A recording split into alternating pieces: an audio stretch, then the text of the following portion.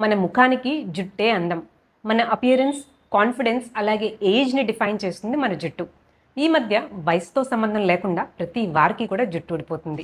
First అసల జుట్టు పెంచుకోవడం అనే దాన్ని పక్కన పెడితే, ఉన్న జుట్టుని ఎలా కాపాడుకోవాలి అనే దానిపై ఎక్కువ దృష్టి పెట్టండి.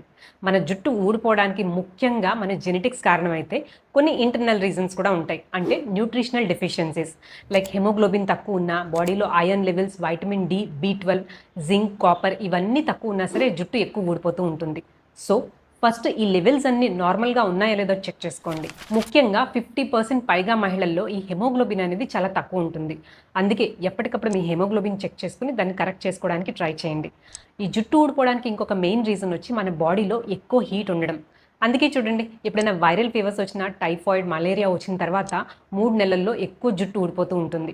అందుకే మీ బాడీ టెంపరేచర్‌ని రెగ్యులేట్ చేసుకోవడానికి ట్రై చేయండి. ఈ ఇంటర్నల్ ఫ్యాక్టర్సే కాక కొన్ని ఎక్స్టర్నల్ ఫ్యాక్టర్స్ ద్వారా కూడా మన జుట్టు ఎక్కువ ఊడిపోవడానికి ఛాన్సెస్ ఉన్నాయి. లైక్ డాండ్రఫ్ ఎక్కువ ఉన్నా, అలాగే పొల్యూషన్, స్ట్రెస్ లెవెల్స్, ఇంకా high usage of chemical products వీటన్నిటి ద్వారా కూడా జుట్టు ఎక్కువ రాలిపోతూ ఉంటుంది. కొన్ని హెల్త్ కండిషన్స్‌లో కూడా ఈ జుట్టు ఎక్కువ ఊడిపోతూ ఉంటుంది. లైక్ థైరాయిడ్ ఇష్యూస్ అని, పీసీఓడి ఉన్న, మెనోపాజ్ స్టేజ్, అలాగే లాక్టేటింగ్ మదర్స్ అంటే బ్రెస్ట్ ఫీడింగ్ చేసే మదర్స్‌లో కూడా ఈ జుట్టు ఎక్కువ ఊడిపోతూ ఉంటుంది. మీ జుట్టు ఊడకుండా ఉండాలన్నా, ఒత్తుగా పెరగాలన్నా సరైన టైంలో మంచి ఫుడ్ తీసుకోవడం అనేది చాలా అవసరం. జుట్టు పెరగడానికి ఈ హెయిర్ గమ్మీస్ అలాగే ప్రోటీన్ పౌడర్స్ ఇవన్నీ వర్కౌట్ అవ్వవు. It's waste of money. దాని బదులు ఆ మనీని మీరు ఫుడ్ మీద ఎక్కువ ఇన్వెస్ట్ చేయండి. ఈ స్కిన్ ఇంకా హెయిర్ అనేది ఎప్పుడు కూడా ఇన్సైడ్ అవుట్‌గా ఉంటుంది. అంటే మనం తీసుకునే ఆహారం బట్టే ఎప్పుడు కూడా మన స్కిన్ ఇంకా హెయిర్ యొక్క హెల్త్ అనేది ఆధారపడి ఉంటుంది. మీ జుట్టు రాలకుండా ఉండాలన్నా, కుదుళ్ళు గట్టిపడాలన్నా సరే కొన్ని న్యాచురల్ టిప్స్ చూసుకుందాం. ఫస్ట్ అండ్ ఫార్మోస్ట్ మీ బాడీలోని హీట్ తగ్గించుకోండి. అమ్మాయిలైతే రోజు విడిచి రోజు, అబ్బాయిలైతే రోజు కూడా చన్నీళ్ళతో తలస్నానం చేయాలి. యూజువల్‌గా మన తల వరకు ఆక్సిజన్ సరిగా వెళ్ళదు. బ్లడ్ సర్క్యులేషన్ కూడా చాలా తక్కువగా ఉంటుంది.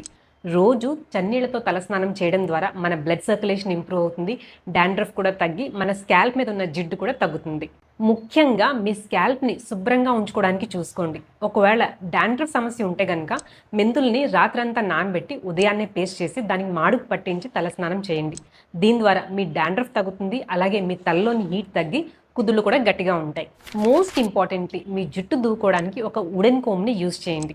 ఎందుకంటే ప్లాస్టిక్ కోమ్స్ ఒక ఎలక్ట్రోస్టాటిక్ ఎనర్జీని క్రియేట్ చేసి మీ జుట్టుని ఇంకా లాగడానికి ట్రై చేస్తాయి. హెయిర్ ఫాల్ కంట్రోల్ చేయడానికి we can't fix your genetics, but we can fix your diet and life style habits. Diet విషయానికి వస్తే అసలు హెయిర్ గ్రోత్కి ఏ ఫుడ్స్ మంచిదో ఇప్పుడు చూసుకుందాం.